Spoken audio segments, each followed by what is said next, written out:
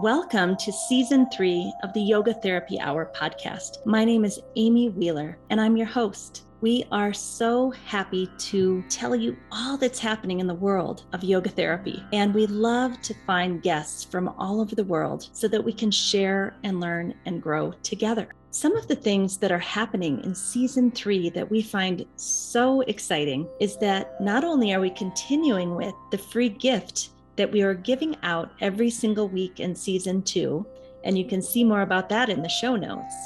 But now we are adding a YouTube channel, and you can see all of these podcasts on video.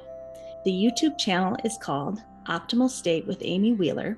Some people like to watch video. Maybe you want to use it for one of your trainings. These videos on YouTube will be there for you to use for free. We would love your support. We have opened up a Patreon page that is going to help the podcast flourish and grow. You can help us to expand and grow and create more content for you. And we'd love for you to visit the Patreon page, which is called Optimal State and Yoga Therapy Hour podcast. So let's go into our guest today, and please nourish yourself, take time for yourself, and really relax into listening to the podcast. Welcome, Lori Highland Robertson. So nice to see you this morning. Great to see you, Amy. I understand you're on vacation in North Carolina, and you've taken some precious time away from the beach and from family to help us understand what's going to happen at CITAR 2022, the Symposium of Yoga Therapy and Research, which is kind of our annual practitioners conference, as well as Friends of Yoga Therapy, meaning other integrative health practitioners are all welcome. 200-hour yoga teachers are welcome. 500-hour yoga teachers are welcome. Basically, anybody who wants to know more about the latest and greatest in yoga therapy. Is that accurate? Yes, I think this conference is a wonderful way to, if you're not already immersed in the field of yoga therapy, and you maybe are considering it as a profession, or you are wondering how you might integrate it into your existing work, this conference is a wonderful way to explore that and to really get the lay of the land and see what folks are doing and see what settings they're practicing in and what kinds of clients and conditions they're working with. Absolutely. Fantastic. And this is the first time in 2 years that there's going to be a live option with the COVID-19 pandemic. We had to cancel the conference, obviously. So it's really exciting to think about people coming back together for the first time, giving hugs and smiles and building community and feeling each other's presence again. So thank you all for doing that, for pushing through all the difficulties, as well as creating an online version also for those people who can't come in person. It's an exciting way forward for the profession that in a lot of ways we were forced to make these adjustments, and it's been really exciting to see how they're going to be carried forward. I think this is the way of the future, regardless of whether we're in a pandemic state or not. And we recognize that situation is fluid. So you can visit, there is a COVID-19 page on the conference website, so you can see what the current mitigation measures are and what the current protocols are. But this is really the way forward for not only yoga therapy education, but also for us as yoga therapists in many ways, right? Well, that's what I wanted to say. Number one, thank you for offering both, because there's so many people out there that simply can't travel for reasons of air flights are expensive and hotels are expensive and time away from work is difficult. So there's that group. There's people who get overstimulated by in-person conferences. I'm one of them. Like, going to CITAR, my entire nervous system just starts to vibrate and I can't sleep and I don't feel well. I'm very introverted. And as much as I probably will be glad to come back to sitar in person, it's also nice to have that option if you don't want to do that. There's so many highly sensitive people out there, and a number of other reasons why having that online option is so important. So I'm so glad to hear that IAYT is potentially embracing this format for the conference long term. And I think it's so interesting because it's exactly what we're finding as practitioners who want to give yoga therapy care. I think a few years ago, everyone had it in their head that I can only see people in person. Who would ever want to do yoga therapy online? That's ridiculous. And I can tell you, Lori, 95% of my clientele, because I work with mental health in yoga therapy, is online, and it's working beautifully. So we are receiving the nourishment from IAYT online, but also this acknowledgement that the future of yoga therapy education and delivery to clients is going to include online versions of that. Anything else you want to say about that? It is. There's no going back from that. And this is a beautiful example of how we really are starting to understand the different ways that people experience the world, and that those differences are valid and can and should be accommodated. It makes us all stronger as yoga therapists. It makes us stronger as compassionate people. It might have been the push of the COVID-19 pandemic that really moved this forward, but this is the way of the future. My heart just skipped a beat because even as a yoga therapy educator, a lot of the faculty I know and the students I know came to yoga therapy because of their chronic illness. So they were healed from their chronic illness, or they're working on being healed because of yoga therapy. And now they want to become a yoga therapist. And for those people, it's difficult to travel again and again and again for an 800-hour yoga therapy program. So even that aspect, hearing that IAYT is embracing that online is here to stay, that makes me happy too, because now we can start to educate a diverse little army of yoga therapists that can go out there and do great work in the world. And it isn't just people who can afford to travel and have the health bandwidth to travel, right? So we're seeing it on all layers of the organization, I think. Yes, absolutely. Absolutely. And that diversity will make us stronger as a profession. It will move the profession forward. It's essential. Not to mention, every other healthcare field is also doing this. We're seeing this with physical therapy, occupational therapy, medical training, from the conferences to the direct care to the clients to educating the practitioners. We're just seeing this massive shift in all those areas. So it's wonderful to see that we're getting on board with that too. So thank you so much to you, the conference organization team, but also Alyssa, who's, the executive director, and Heidi, the woman in charge of the schools. I mean, you're all kind of moving with the times in this new direction. And I'm sure it's a lot of work. And I just want to thank you all for doing that hard work. It's not easy to be in transition, It's not. And I think it's helpful to acknowledge the discomfort of transition, and also to have an eye on why we're doing this. And as you said, it's to improve diversity, to improve the integration of yoga into healthcare practices so that it's available for more and more people, not only as a professional option to be a yoga therapist, but also to access as someone in need of care. Well, that brings us right to the amazing keynote speakers that you all have chosen for us. I have to say, when I saw this lineup a few weeks ago, it is the most excited I've ever been for a conference. I was like, yes. And one of the main people that I'm just blown away that you all pulled in is Sham Ragunatham. And please correct me if I said that incorrectly. It was close. Dr. Sham Ranganathan. Yeah, he's a well-known yoga scholar and increasingly well-known. And we are just thrilled that he's going to be one of the keynotes at the conference this year.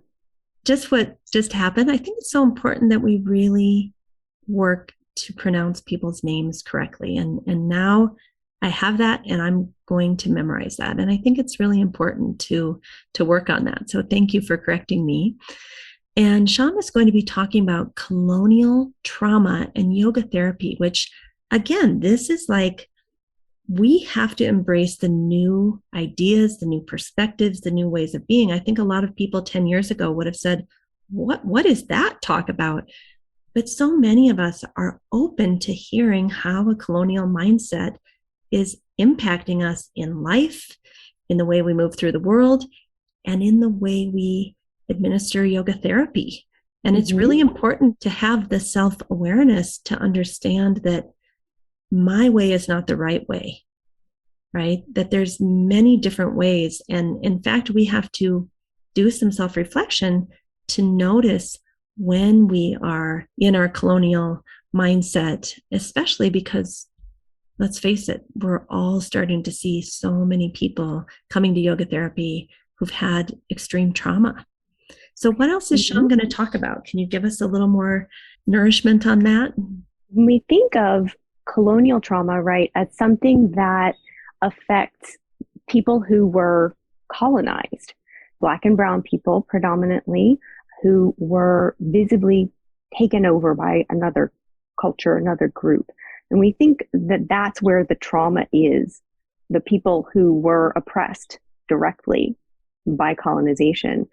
And it is incredibly important to understand that everyone is affected in a traumatic way by colonization. And really starting to understand that, I think, is a key foundation to healing it, to figuring out what's next. We can't jump right there, obviously, but we really need to understand the ways in which all of us are affected by colonization, by the colonization of yoga, by the colonization of the culture that produced yoga, and the ways that shows up in our relationships to the practices, and the ways that it might show up in how we work with clients and how we approach our yoga therapy practices. So I think it's going to be an incredibly enlightening presentation.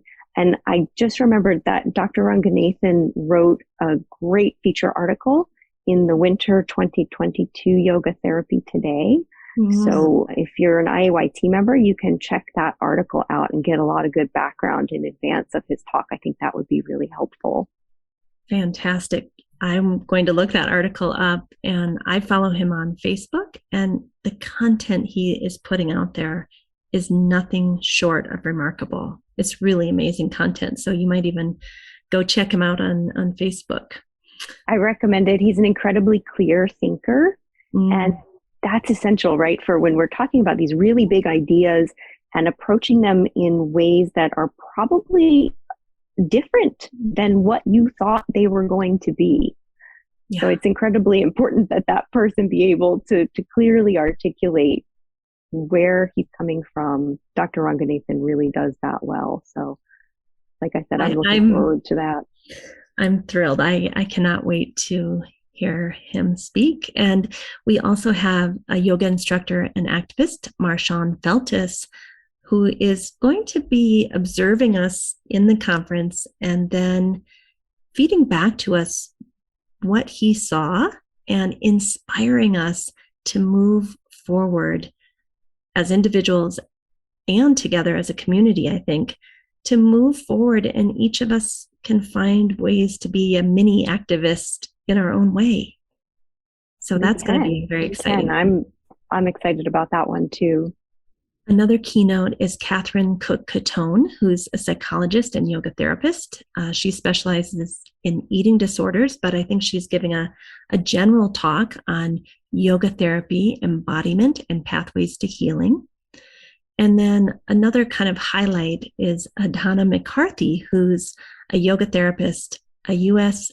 Army major, and a physician assistant who's had a wealth of experience in many different areas of life. She's going to be talking about uncovering opportunities in yoga therapy advocacy. So I've met her personally on Clubhouse, and then she and I have had a few conversations kind of on the side offline, and she is remarkable. I know you don't want to miss that one. She is fantastic. So congratulations on choosing these phenomenal speakers. I'm just thrilled to see what you all have chosen. It's so new and fresh and different than I remember any of our conferences. So Lori, why don't you tell us about the dates for the Sitar Conference 2022 and where it's located? Thanks, Amy. It is going to be this June 9th through the 11th, and it's going to be just outside Chicago in Lincolnshire, Illinois. So it's a little bit north of Chicago, still easy to get to.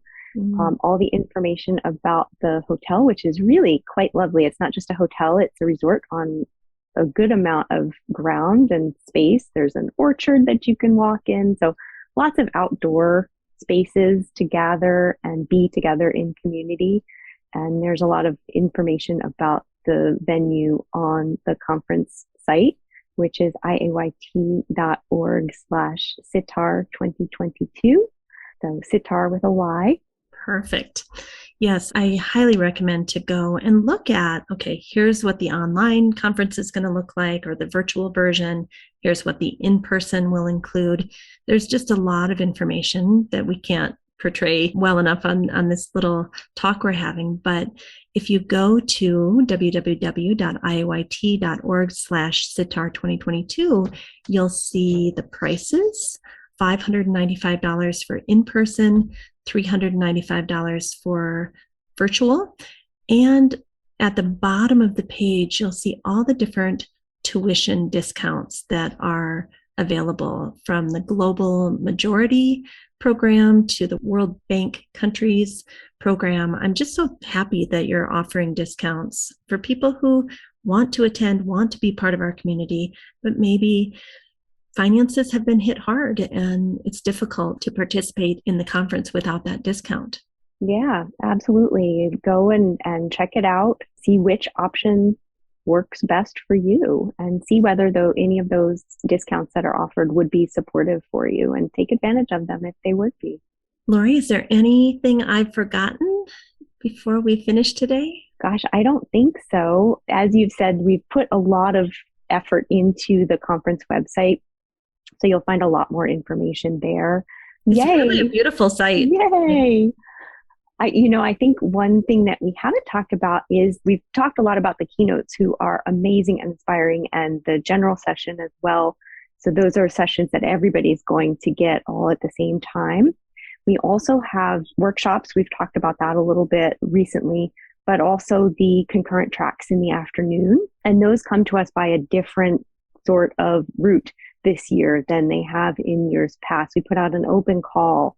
And so I think you're seeing the diversity of yoga therapy practice and perspective being reflected in those offerings as well. So check that out on the schedule page. Can I just comment on that? Seeing people that are actually doing great work in the field bring their ideas forward. It doesn't have to be a famous person. It doesn't have to be somebody that you recognize their name.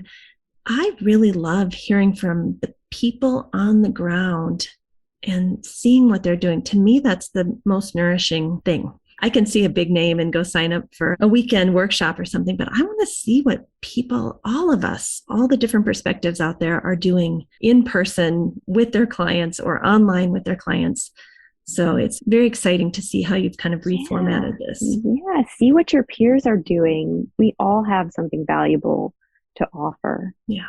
All right. So that's Sitar 2022, June 9th through 11th. Sign up now. But one more, save the date before we finish. IAYT has a fall conference every year that's focused only on research. It's called the Symposium on Yoga Research, SYR. It's been held at Kripalu for many, many years. This year, it's October 17th through 19th, 2022. So I just want to have people save the date in case they'd like to go to SYR.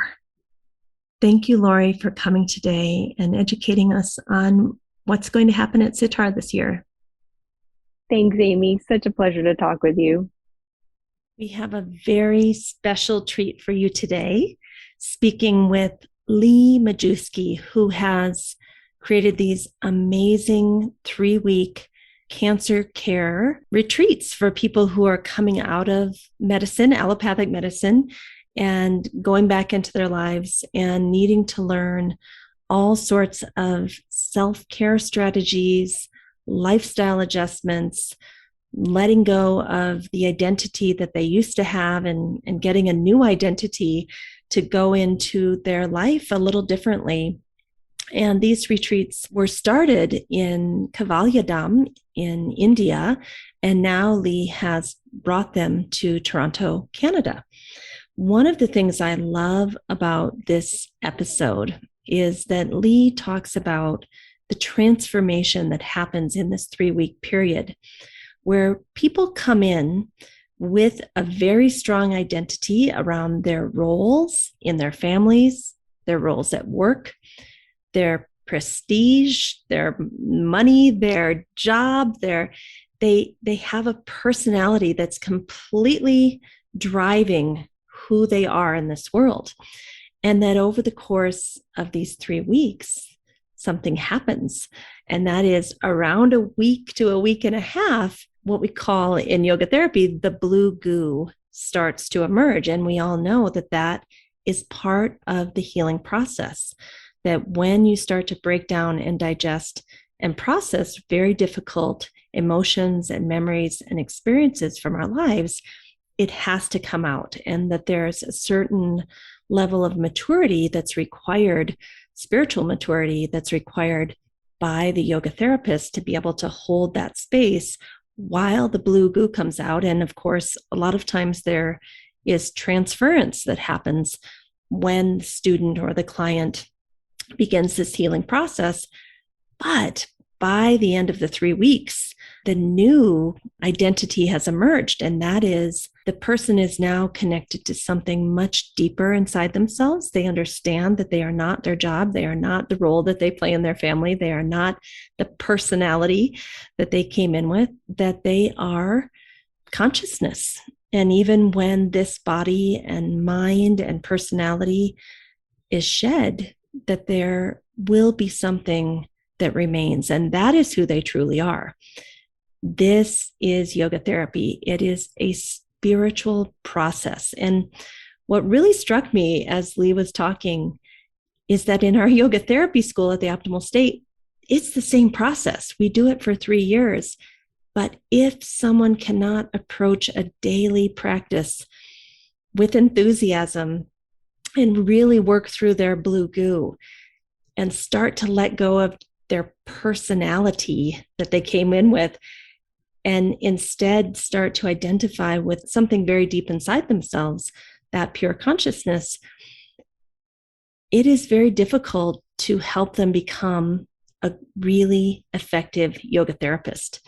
That process happens for our clients, but if we ourselves are not brave enough, courageous enough, honest enough to let the blue goo come up, to work through it, to get to the other side, to identify with something deeper inside ourselves and come out as a graduate that understands that and can help others through that same process, it's a remarkable journey. But if we're not able to do that with honesty and bravery and courage and get to that other side, to that new identity, I believe it's going to be very hard to help anyone else to do that. So that really stood out for me with this conversation that I've had with Lee. And there's so many beautiful stories that she is about to tell you. And I think you're really, really going to enjoy this episode.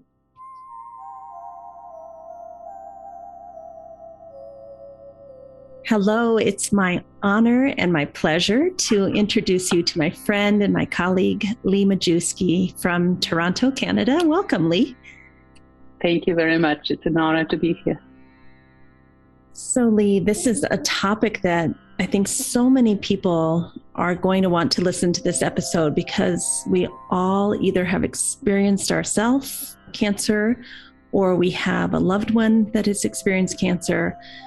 And you have so much experience and wisdom about yoga therapy and cancer care. So thanks for coming to talk about this topic with us. Thank you. So Lee, I remember the first time I heard of you, I heard there was a Canadian woman that had moved to India and was living at Kaivalyadam, which is a very old, one of the first yoga therapy places in India. I think it's in 1924 or something. I'd have to look that number up. But, you know, I was just so enamored with the thought of you just trekking over there and setting down roots and getting cancer care and care for chronic diseases, you know, working on those projects. So do you want to tell us just a little bit about how this all began for you? Well, the way you talk about it, it sounds like a fantastic, big project. But really, truly, the way that life happened was that I was led from one thing to another and to another. And, you know, I decided to go to India because I already was working as a yoga therapist with cancer patients because I went through the cancer. And I saw that people are getting better, and I'm thinking, oh, I need to know more. And the best is to know from the horse's mouth. So I researched the India and available places and chose Kaivalyadam, and I went there just for 9 months. Not more than 9 months. And the studies were fantastic and very intense. And at the one of the about midway or so, I had a conversation with Swamiji, and he says, "Oh, you had cancer. Maybe you could do some research on cancer and yoga." I said, "Okay," and that's how it started. And you know, when I'm thinking research, and of course, Kaivalyadam has a research department, I thought, okay, so we will need a protocol. And I thought, what should we include in the protocol?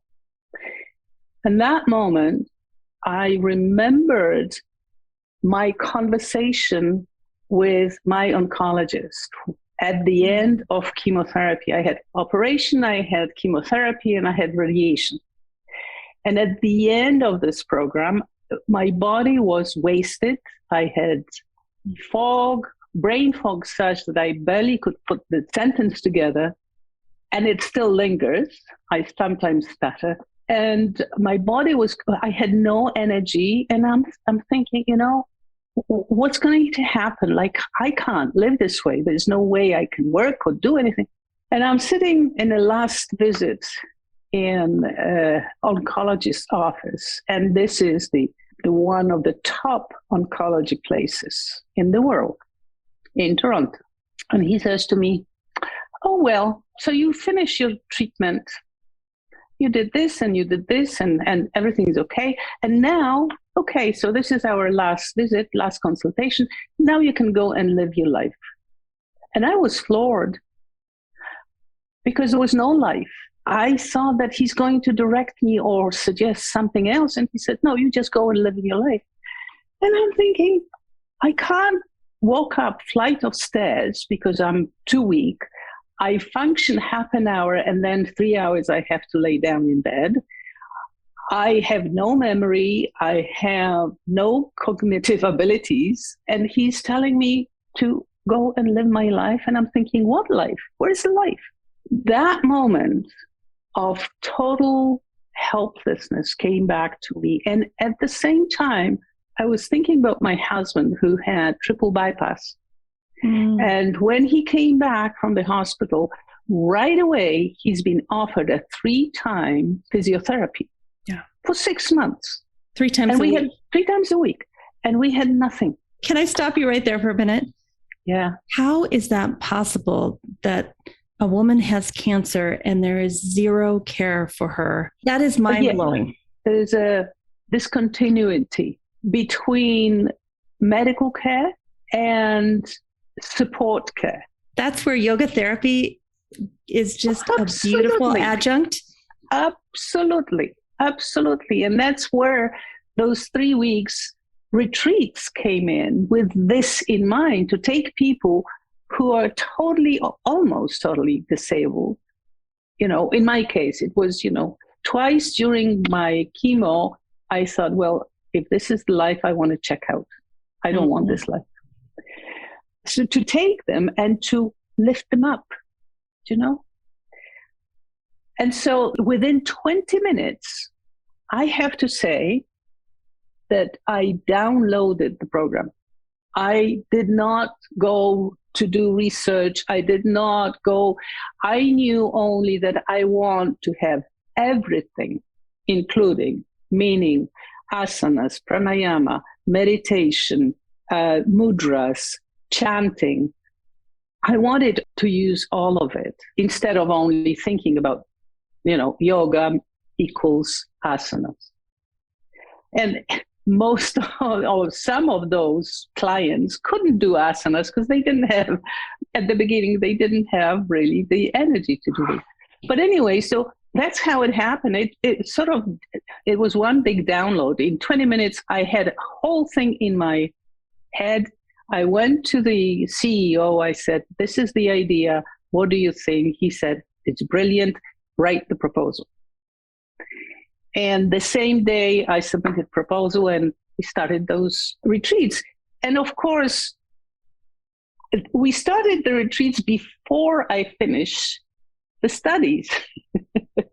So after finishing the studies, CEO asked me if I would stay and keep running these programs. And then, of course, the Beyond Cancer retreat evolved into chronic solutions, and we dealt simply with chronic diseases, not only cancer, and the rest of history. And we did research and all that stuff. So I'm bringing up, now we have this podcast, not just in audio on all the major podcast platforms, but we're also having every one of the videos put into a YouTube channel, The Optimal State with Amy Wheeler. So those of you looking at this on video, you can see the Kaivalyadam website, Yoga for Health, yoga education, yoga research, just a beautiful campus. This is where you first started these 3-week retreats, and people basically were coming out of their medical care and they would come and live for 3 weeks. And they would be in the group, living in the group, eating in the group, staying together from 7 o'clock in the morning till 8:30 at night. Can you go through like a sample schedule? Because I remember when you told me like hour number 1 is this and then this, and I was like in shock at how many hours a day you all would support each other. Yeah. So we started, I think, 7 o'clock in the morning. We would start with shatkarmas and followed by asanas and a little bit of pranayama. And then we would have breakfast. And after breakfast, we would have lecture, because it changed later on. Let's say we had a lecture, an hour and a half. Then they would go in Kaivalyadam, they would go for Ayurvedic treatments. Then they would come for pranayama and meditation. Then was lunch, and they had 2 hours break after lunch. And we would start 2:30, I believe, with different practices. And then we would have meditation, yoga nidra. And then there was supper. And after supper at 7:30 to 8:30, we had chanting and meditation. Now, I have to say that first of the group was no bigger than 8 people. After every practice, whether it was meditation or chanting or whatever it was, or yoga nidra, we would have a discussion and a sharing in the circle. And that within 2 or 3 days, that created family, and they started to support each other. And that was a tremendously important factor in their healing. Well, it's the sangha, like sangha as a tool for healing. Yes. And what occurred to me when you were saying that is that they've all been through this probably pretty horrific and traumatizing medical experience for many months. And I would imagine, you can correct me if I'm wrong, but it would be hard to tell your family what was going on inside of you because you'd want to protect them and not worry them. So here you are possibly holding it all in for all these months. And now you come into this safe cocoon where you can actually properly digest and process through asana, pranayama, meditation, chanting, mudra. And you can do all of these kind of embodied healthcare things that help you to digest this experience you went through. And you have a family right there willing to talk about it with you. Yes. So you can normalize it and work through it. I mean, it's brilliantly. And sometimes we heard horror stories on the first day when we start the program. Instead of lecture, we have a story time and we sit in a circle and each one is telling their story, their journey. Mm-hmm. And some of those stories were horrific, especially from India, because India has, or even Far East, has a lot of stigma attached to C word. And so a lot of them will not go to the doctor because they're afraid it's a cancer. And so they usually are diagnosed at the later stage. But I had a young guy, 28 or 27, and he was engaged to be married. And when the bride's family found out that he was diagnosed with a cancer, engagement was severed just because he had cancer. And so were most of the people who would attend these 3-week retreats, were they from India? And did they leave their home and come and stay on the campus of Kaivalyadam? I would say that it differed, but I would say it was 50 or maybe 30% India and 70% Europe, North America. I had people from Argentina, South America. And we had Canadians, quite a lot of Canadians too. There was very little promotion, but people would find us on the website. And through the website came the signs in. So, yeah, and we had people at different stages. We had people who would come and they had maybe 3 years ago or 4 years ago treatment. We had 2 people who just finished the treatment. They had stage 4 cancer. They were told nothing can be done. Go and write your will. And they would come to the retreat. And then after the retreat, they would, go back and within 4 weeks die. Mm. So, it's different stages, but the experience, what is tremendously powerful is the fact that if I tell you that I went through the chemo and it was bad, you will know exactly what I mean. Mm-hmm. I don't have to describe it to you. And that type of communication and understanding comes up very quickly within the group. And it really grows like a family. And people are still today in touch, in touch with me. That. Yeah. And within the group too. Yeah. I mean, when you have such a powerful, intensive experience for 3 weeks, 12 to 13 hours a day, it would be so hard to just everybody goes their own way and you never talk to anyone again. So I'm really glad to hear that they stayed in touch. Well, they stay in touch, but I don't know how to say that, but I am in awe what yoga can do to people. The miracles that I've seen in front of my eyes. And I can't even, claim ownership of that because they were doing this stuff and they were experiencing this stuff. Can you tell us some stories? Like, what is a miracle in your mind? I'll tell you my 2 favorite stories. First story is about Harry, and the story is also both are on my website. He was Canadian from Vancouver of Indian descent. He was born in India, but immigrated to Vancouver. And he came because he was told it's a 4th-stage lymphoma, nothing we can do. And he signed into the retreat day before we started. So it was like, oh, another one. Okay. He came full of fear of death, full of regrets, and full of guilt. You could see that, it was Palpable. almost palpable. And we worked with him, and he, of course, found, friends. And I worked with him individually, also doing a little bit of counseling. And of course, at the beginning, I do POMS. It's a scale of mood test. Yeah. And, he was high on depression, high on fear and confusion, and very low on energy.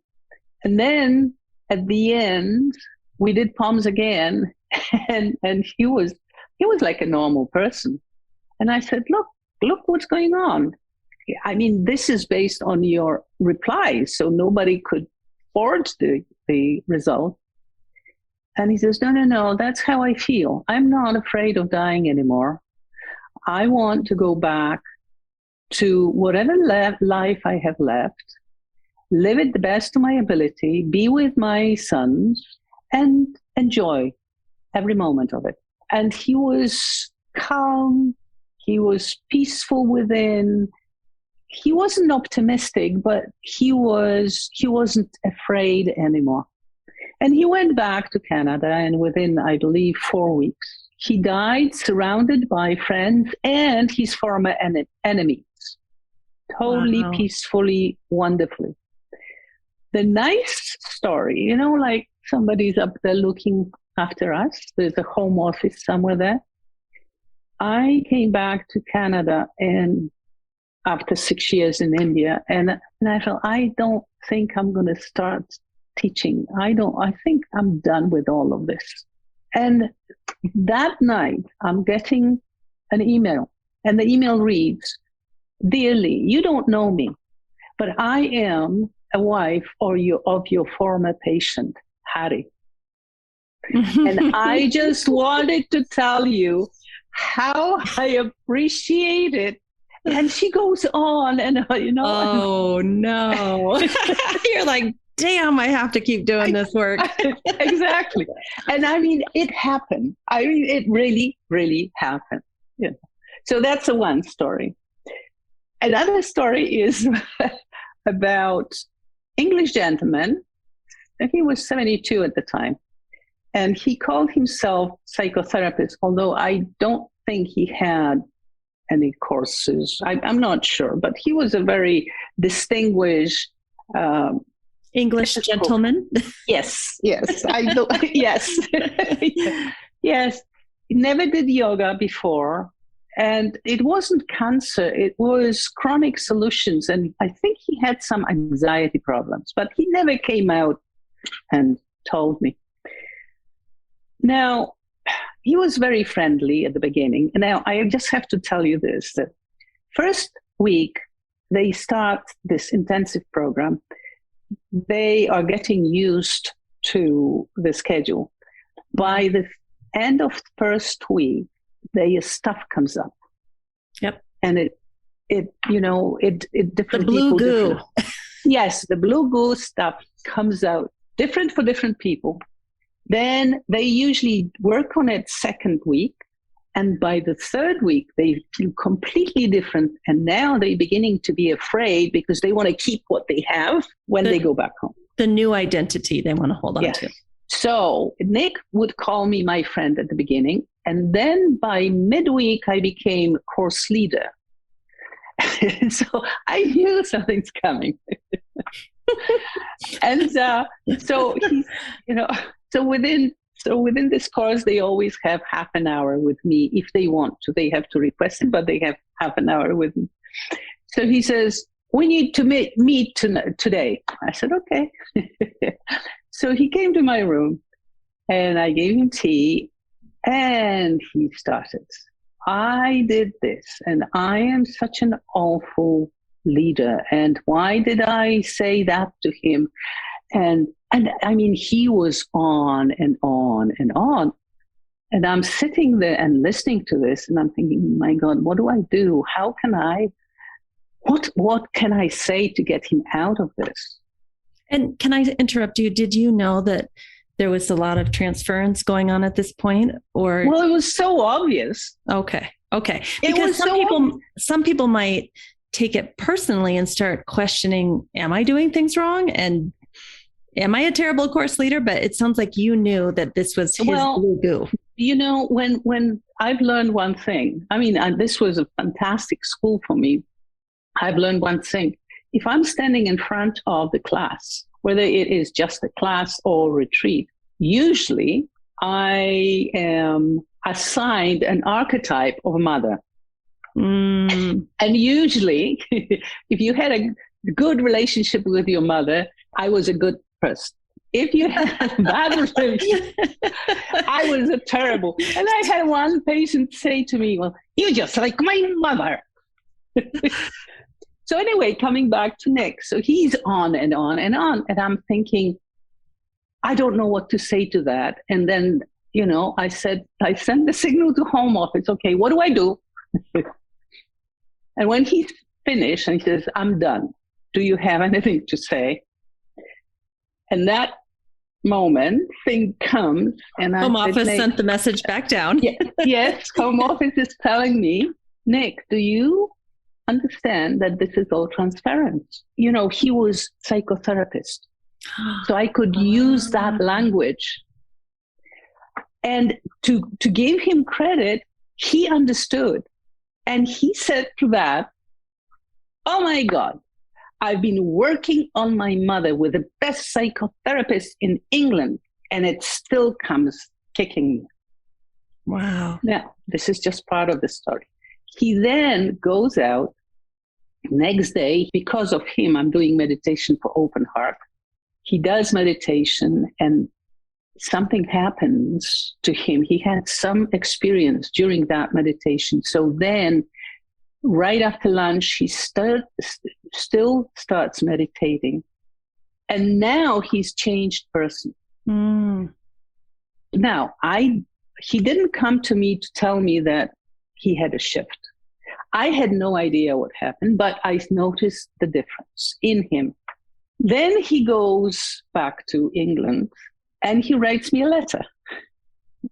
And he says that he had such a huge shift then that he completely changed his outlook on life. And he says, now when I come down for breakfast, humming Triambakam, my wife asks me, why are you so happy? That's not the end. And then so I said, Nick, what happened? Like, how year later I sent him a question, you know, where are you now? And he says, I've arrived. I found Maharishi. I studied his sutras, Patanjali sutras, and this is the best psychotherapy that there can be. And that's what I'm using now in my work. Wow. Isn't that a wonderful story?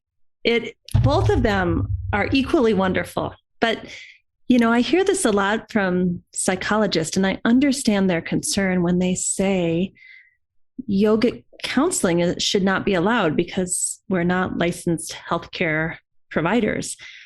But Patanjali's Yoga Sutra is the original psychotherapy. Like it's hard to hear that something that is a couple of 100 years old is the replacement for the original that has been around for thousands of years. No, I don't think so. I think, you see, here is the huge difference that I see. And again, maybe because those 3 weeks are very unique. They are very intensive and produce shifts, profound shifts in a relatively short period of time. But what I think is happening is psychotherapy, Western psychotherapy, is trying to fix people. Whereas I never talk to people until they come with a question to me. In other words, I'm waiting for them to have an experience that they don't understand. I felt this energy. Oh my God, what is this? And that opens the door to explain what yoga talks about energy and what kind of energies there are, So to summarize, that means the person walk, has an experience first, and then the cognitive question comes. I walk always half a step behind the client, waiting for opening and for the client to come to me with a question. And then I know how much and of what I can explain to them. That's the counseling that I'm doing. I don't know about other people. I'm not psychotherapist by any means. And we're not providing answers. We're literally giving a space for sensation to emerge in one's body. Or then to have any kind of experience. I had a lady who was sworn atheist, who in the meditation saw Jesus, and she burst into tears. Yeah. So they have this experience, and then to point them to the texts that explain that experience, that is yogic counseling. Yeah. And just so we're practicing good ethics here, Lee, did these two gentlemen give you permission to use their name and identifying information? I was hoping so. Yeah. Oh, well, Nick wrote me a letter and he says you can put it on the website. Oh. And it is on the website. I'll show your website just in case people want to read more about that. If you were to try to pin it down, you've told us so many different things, but what is maybe the mechanism that's creating this healing? Is it the sangha? Is it the wholesome food? Is it the 10 hours a day of embodied healthcare? I mean, what do you think is the mechanism? I think, no, you need to go, if you are on my webpage, you need to go to Beyond Cancer. And at the bottom, Beyond Cancer, there is a story about Harry. Okay. Just to say, on your website, which is yogaforhealth.institute, there is a story about Harry. And on Chronic Cures, this story about Nick. Actually, his letter to me. Here we go. Yeah. Okay. All right. So back to the question. It's so very difficult to pinpoint because we have such different people at different stages from different cultures. And I've noticed that the more honestly people were practicing, the better result they had. That's one thing. The second thing is sangha was very important because sangha allowed them to, especially at the end of first week and beginning of second week, when they would have that blue glue coming out, they were supporting each other. They weren't alone in this blue glue, So, but at the same time, they couldn't leave because they were in India, in this place together. And even if they wanted to leave, there were 7 other people who were saying, well, no, don't do this. No, let's go for a walk instead, But I've noticed one thing, and this is just my experience. I don't know, about weekly or bi-weekly sessions. I can't speak to this too much because my experience mainly with the retreat. The biggest thing is that we somehow are taking them out of victimhood. The doctor is not the God of all. There is a change of paradigm where, as a result of first few days, they beginning to feel a little bit better and they beginning to understand that they are also responsible for their own health equally. And so the change of paradigm is the doctor and client now comes together, right? Now, instead of having the doctor be in a kind of a hierarchical position above them. And instead of going to the doctor for doctor to heal me, no, doctor is not going to heal me. Yoga therapist is going to give me tools to heal myself. Right. Okay, so there's ownership. Either That's heal yourself huge. or accept death and dying, if that's the case. Healing does not necessarily means curing, Right. right? Healing, I mean, Harry was healed and died 4 weeks later, Right. but he died a completely different person. Yeah. So that's the one. And then we lead them with these tools to the state of yoga. So we're moving them from identity of personality and form to identity with being. So in we would say we're taking them from being identified with a particular personality into being identified or role. with, yeah, or role, right? Or role. I'm mother, I'm grandmother, I'm friend, I'm lover, I'm whoever, into presence identity. I am. I feel that I am. So we're taking them from superficial to spiritual. And very interestingly, in these retreats, usually, I mean, different people, different things, but usually it starts with becoming aware of the body. And then they notice the energy moving in the body, prana moving in the body. Oh my God, what is this? I felt such a heat in my stomach or somewhere. Then once they are accepting that, they moving from being emotion to observing emotion.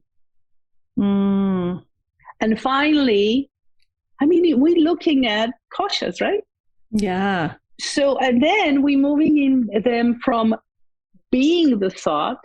You talk to, majority of men will tell you, I am my thoughts, to observing the thought. And once they start observing the thought, they are beginning to be behind the thought, to be.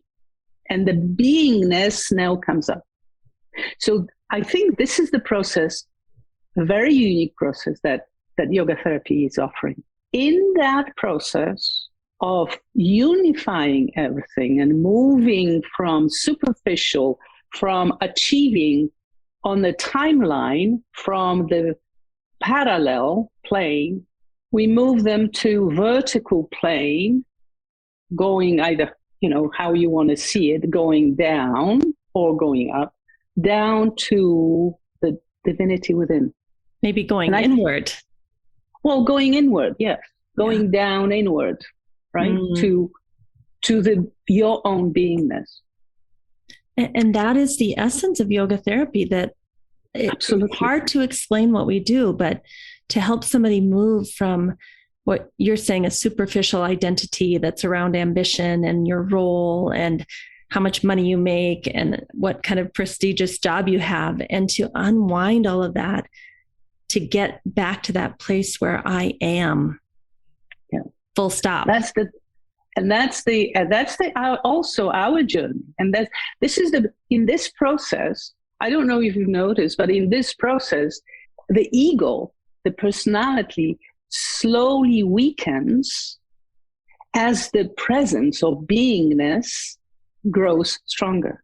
So Lee, everything you're saying is so interesting, because this happens when people are healing from an illness. And I believe it can contribute in some cases towards curing actually happening, because when that deep shift takes place, you emerge a new person with new lifestyle habits, with new ways of communicating, humming as you're coming down the stairs with your wife saying, why are you so happy? Like, it creates such a dramatic trajectory shift that sometimes curing does happen. Sometimes it probably does, but I never ask these questions because we don't know how to measure all this stuff. I just witness it being happening in front of my life, my eyes. And if, like in the story of Nick or Harry's wife, who contacted me 4 years after he died, out of the blue, I never know these things because they happen in their lives, and I don't follow unless they will come back and tell me. I don't know. But I've seen so many, even within 3 weeks, I had a gentleman, stage 4 colon cancer, coming to the retreat. I signed up 3 months before the retreat started. And he came, he was very quiet. He didn't speak much, but he worked very diligently, very honestly. And at the end, I really didn't know, how, because he didn't share much. And I didn't know whether it was because of the lack of English, he was French, or because he was introverted. But he came to me just before he was leaving for the Mumbai, and he says, when doctors told me that they have nothing for me and I signed for this retreat, I was just trying to survive to come to India for this retreat. But now I'm going back to a new life. And hearing something like that. And I can't take ownership. I'd love to, but I can't take ownership because he was doing the work. But hearing something like that, no money can buy this. Well, and it's very nonlinear. You can't point to this is what made it happen. And you've said it 2 times now. The honesty with which a person arrives and is willing to do the work on themselves and go inward and do the practices with a good attitude for a period of time like that, you can't measure that either. No. But I can measure by the end results usually, I can see. But also as a yoga therapist standing in front, I don't see everything. And sometimes things I find out later on are just astonishing to me. And the way that yoga works is just, I'm telling you, it just produces miracles in people's lives. And so I'd love somebody to pick it up and do it. Well, let's talk about that, because after you came home from India and more recently since COVID, you actually started running these long retreats online. Well, I just run one retreat so far because we were ready. I developed a network here and I found the place, and we were going to run first retreat in Canada. And just before I put deposit to the place, the day before COVID happened officially. So I was stuck with 4 people that wanted to have retreats and were going to come to the retreat, but they couldn't and I didn't believe that this retreat, because of the sangha factor in this retreat, I didn't believe the retreat is going to be effective. Online, yes. And I'm thinking, I don't know. And somehow it happened that I talked to, I don't know what about, you talked Richard. To me once. You're like, I remember you said, Amy, do you think this can even work online? And I said, hell yes, go for it. Right. And you encouraged me, and Richard Miller encouraged me. He says, you've got to run it online. And so we did. But because people were prepared that they will go away and not stay at home, we had to run the retreat 1 week, then give them 1 week for organizing home. And then we ran another week, second week, and then we had a break another week.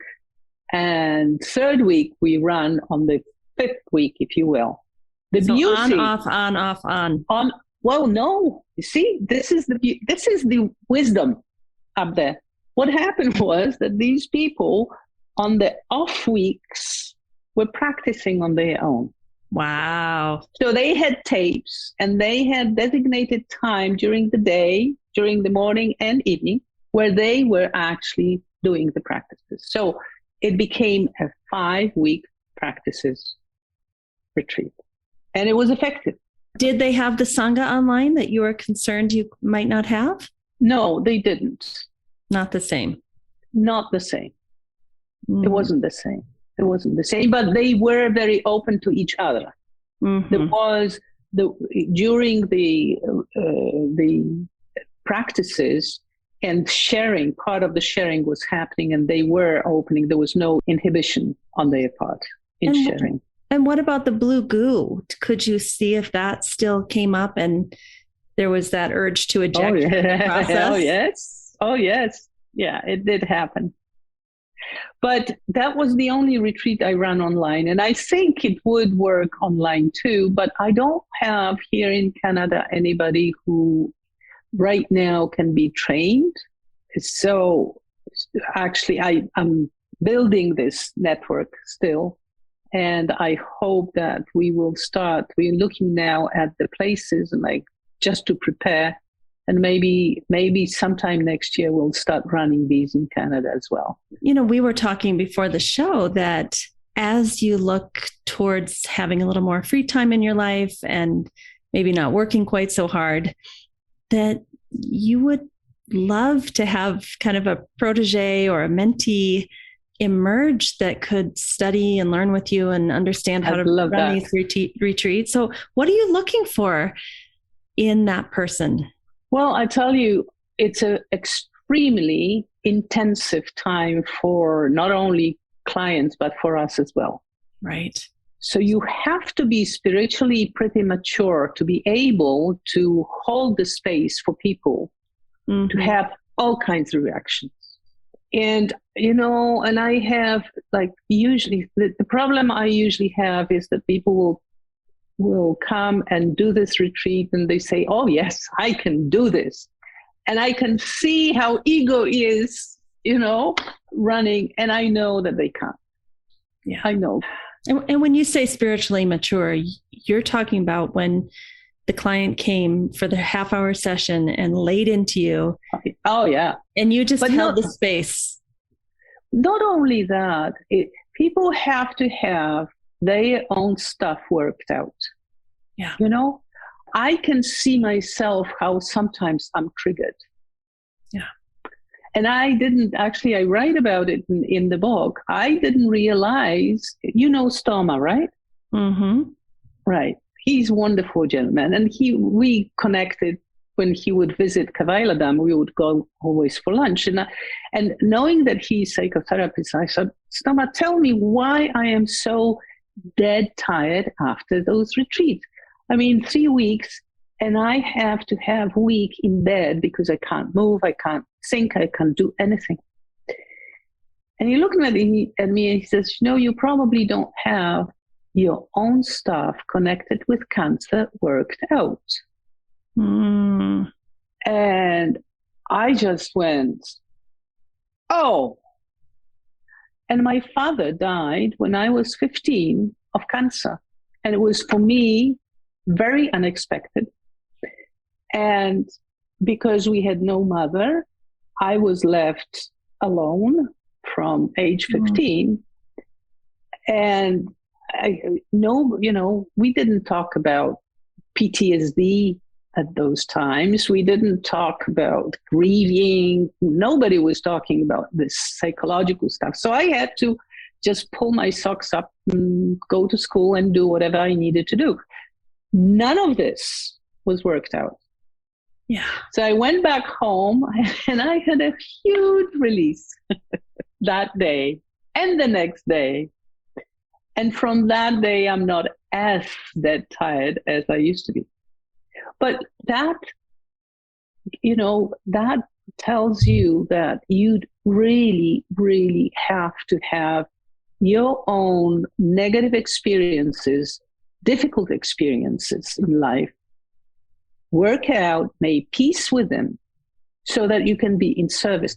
That's why I am so hanged up on sadhana. Personal daily practice. Personal daily practice. Altogether, I think 6.5 years in India. And I did different courses there. And one of the courses I did, masterclass for experienced yoga teachers. And I would have experienced yoga teachers who would come from Europe, North America, different places. And 50% of those didn't know what pranayama was. 80% of those didn't have any sadhana to speak about. And these were often people who were teaching other people, doing yoga training courses, teacher training courses. So for me, if we are working to be in service to help people, to guide them into vertical, going within, recognizing stuff. If we are to be helpful, we need to have gone through that thing. You can't take people where you haven't been, right? I am so happy you're talking about this. Just keep going. I know. Because there's few of us. It ties into even training yoga therapists. Yes. If a yoga therapist doesn't have not even. Primarily. In our program, we require a daily practice. And I have people that go through the whole first year without doing a daily practice. And I have to sit them down and say, you will not graduate from our program. Yeah, because there is still, I think, a lack of basic understanding of what yoga therapy is and what our role is in yoga therapy, and how we have to be clean in order to help people clean themselves up. Paraphrasing Patanjali, right? The other day I listened to Eckhart Tolle was in Toronto, and I went to listen to him, and he says, we are all light. It's just that some of us have lighter shades, and some of us have darker shades, and we just have to clean those shades and take this blue gulu out in order for us to be alive, who we already are. But we can't do requirement to be a yoga therapist. Absolutely. Absolutely. And I don't think many people understand that. A few years ago, there was a formal complaint against me submitted to C-IAYT that somebody read my manual then, because I had a manual, and I was talking about spirituality, and the person felt that I'm totally out of my water, and that's not yoga therapy, that's a religious stuff.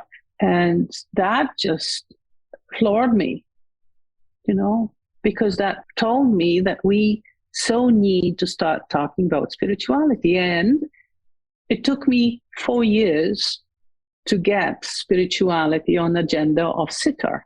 And I will be speaking on spirituality. So I saw that. So in June 2022, and I know you've been working on this for years. I sat with you one evening and you said, what do you think? Could this be at sitar? And I said, it needs to be at sitar, that the heart of yoga therapy is spirituality. I mean, that seems like a no-brainer.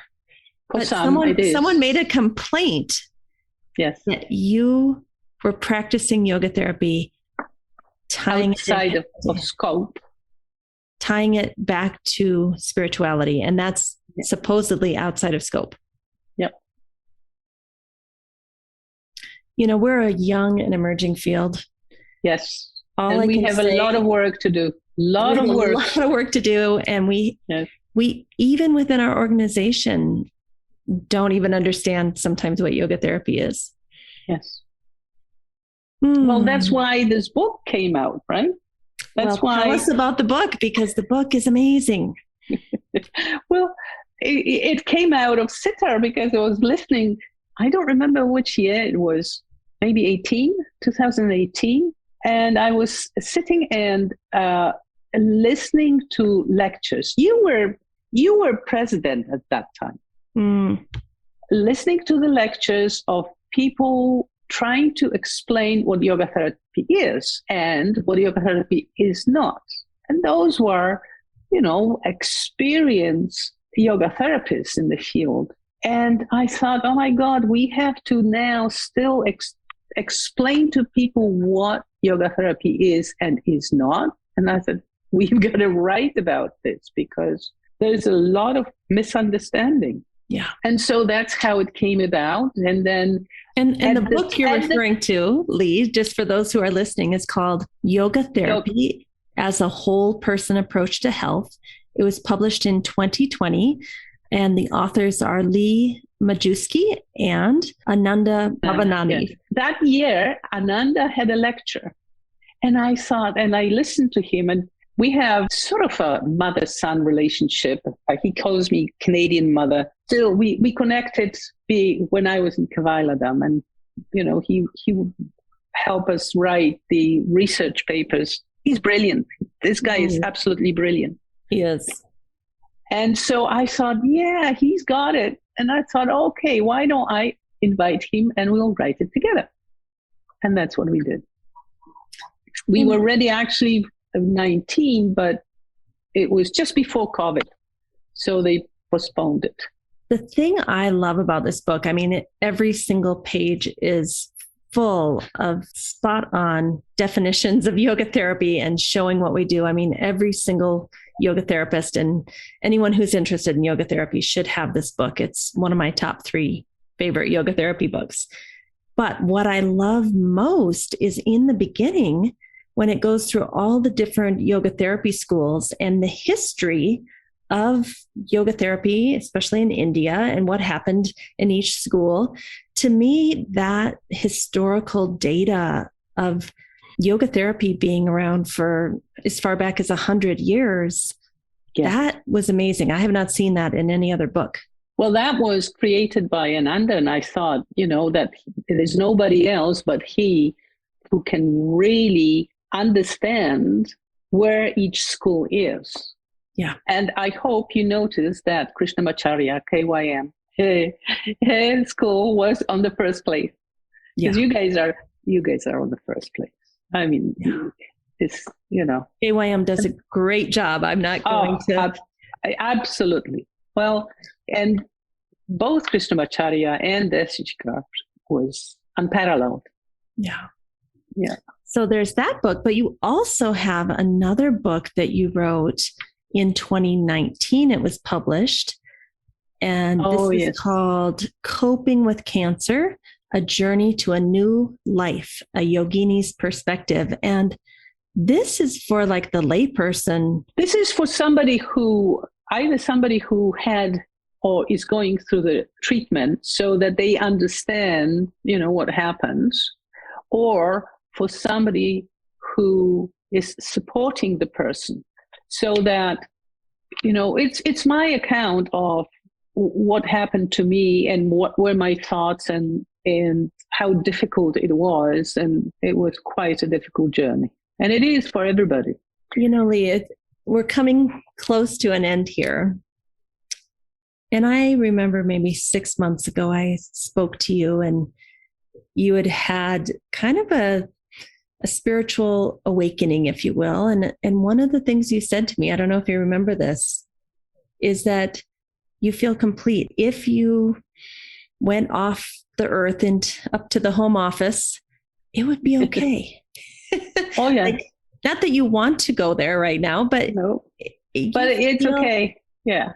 Yeah. So I'm, if I'm called, I'm ready. How did you get there? Or did it just spontaneously happen? Well, I had near-death experience, and that deprived me from the fear factor. There was a half an hour in my life that I was so happy, like I've never been before and after.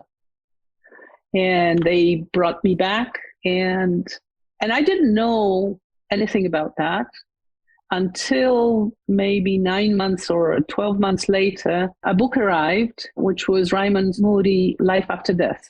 And I said, oh, I know that, Now, the thing is that as we develop, and I believe it's our life mission, life work, is as we develop, the personality or the form is beginning to weaken, and the beingness, as I mentioned, becomes stronger. And so the transition for me, and in my understanding, the transition between form or personality and beingness is the moment of death, because you don't stop being. Your being is still being. You just don't have personality. and you don't have ego, and you don't have ability to communicate with the people you leave behind. Although my mother's keeps talking to me right now, Mine so too. yeah. So I don't know, maybe they do communicate. It's just that we ignore them, Who knows?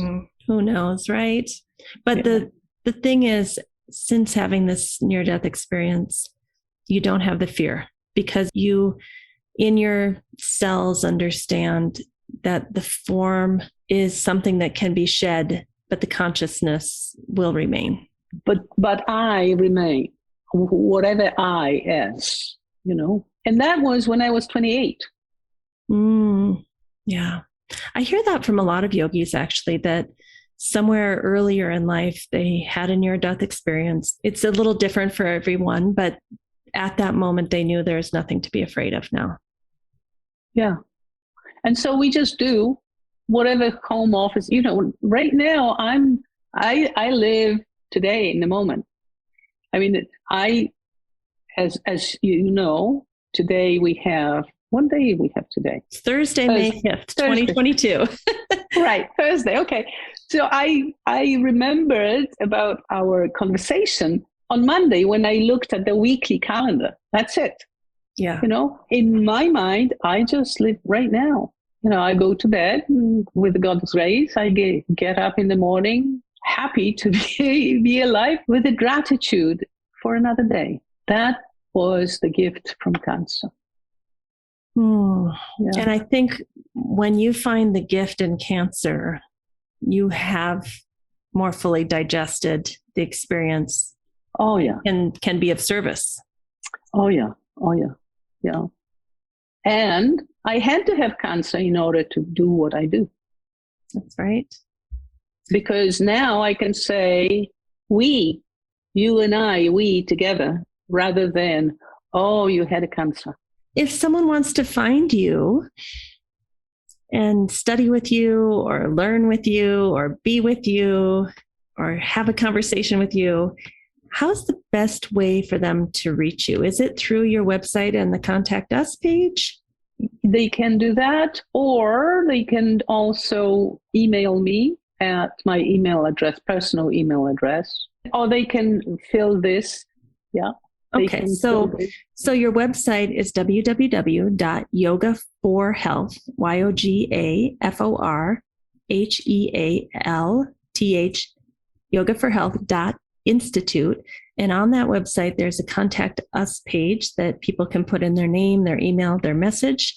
And I assume that goes back to your email. I think that's probably the safest way to have them contact you. And you're talking at Sitar in June of 2022. What do you remember the name of your talk? Spirituality in Yoga Therapy. I cannot wait for that. I've been waiting and waiting and waiting. I know. We had this conversation so many times. Yeah. Well, thank you so much, Lee, for sharing your journey with us. And I'm thrilled you're still here on Earth, being grateful every single day. Well, I have to tell you that I'm so grateful for you and all the work that you are doing. It's incredible. The outputs that you are creating is incredible. And the education that you're providing by talking to different people is incredible. I actually wrote to Matra way back, and I said, you guys need to do what Amy's doing, in order to provide the education, the way I think of it is C-IAYT has a whole lot going on, and I can be of service outside the organization doing this. And I feel that it is partially for C-IAYT, right? It's not just for me or my business. It's for the field of yoga therapy. That exactly. And that field of yoga therapy so needs education. Yeah.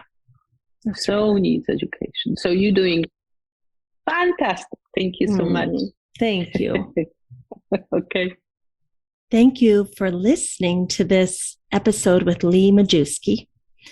And as I had said in the middle of the podcast, we're now offering the podcast on YouTube also. So if you would like to see Lee and all of the things I brought up on screen, you might consider going to YouTube. The channel is Optimal State with Amy Wheeler.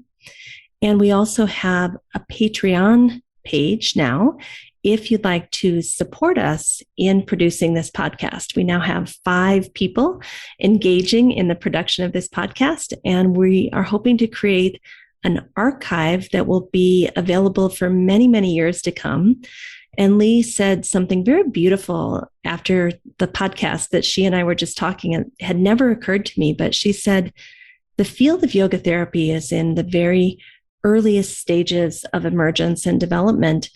And she said that having people like herself and many of the other wise elders in the field, having them on a podcast so that 50 years from now, the people who have become yoga therapists, and yoga therapy is in every hospital, and it's just this common thing like massage therapy or acupuncture. 50 years from now, people may be able to go back and see where we were in these very early days when we were still trying to define yoga therapy together. And she said having that archive is going to be a very precious gift to the field. And I had never thought about that. I think that's a very lovely bhavana for this podcast, both the audio and the video. So if you'd like to contribute to this archive and kind of speaking to many of the experts in the field, we would love to have your support on our Patreon page. Now, one other thing I want to talk about before I leave you today is what Lee has been so passionate about, and that is that each of us have this daily sadhana or daily practice where we come inward, we connect deeply with our own consciousness, letting go of our fears, our agitations, our personalities, our roles, remembering who we really are. And that is actually part of our job description as yoga therapists, that we do that almost every single day if possible. And I think many of us kind of feel like, oh, I'm too busy. I've got too much going on. I don't have time. And, you know, as some wise elders in the spiritual community would say, if you don't have enough time to do a daily practice, you need to do a daily practice that's twice as long, because that means your life is way too busy. So if you don't have time for 30 minutes, you need to be doing an hour. And finding a way to readjust our lifestyle in order to make sure we come home to ourselves and talk to the home office every day. That is part of the job. So I really love that is part of Lee's passion. And that helps us work through our own blue goo, work through our own undigested emotions and life experiences. And of course, gives us a strong spiritual connection to something larger than ourselves to help give us the faith and courage that it requires to be a yoga therapist and to hold space for others and to help them through their blue goo and come out the other side knowing that they are pure consciousness. So thank you, Lee, for reminding us about the importance of daily practice. And as I said, if we don't have enough time to do that, or we're too agitated to do that, okay, this is the call that it is time to come home and find a way to make it happen. Thank you for listening, and we'll talk soon. Thank you for listening today. Don't forget, we have a new YouTube channel called Optimal State with Amy Wheeler. We also have a new Patreon page where you can support us to bring you the most excellent content, and that is Optimal State and the Yoga Therapy Hour Patreon page. Also, you could write us a review on most major platforms that host podcasts. Give us 5 stars if you appreciate the show, and tell us what you love so that we can do more of that. Finally, we support several nonprofit organizations through this podcast. See the show notes to understand how you can help. If you'd like to be a guest or a sponsor for this program, contact us at the email welcome@theoptimalstate.com. welcome@theoptimalstate.com. And finally, a special thank you to our team here at Optimal State. We are truly a global family. George Mantuan, one of our executive producers. Adam Satchel, senior media producer and sound engineer from the Philippines. Krishna Panchal, a producer from Canada. Modupe Abdullahi, who does the show notes and is an editor for us from Nigeria. And Peter Morley, who wrote and produced the music for this show, who lives in Australia. Find more about Peter's work at www.zenmusic.biz. Thank you for listening. We'll see you next time.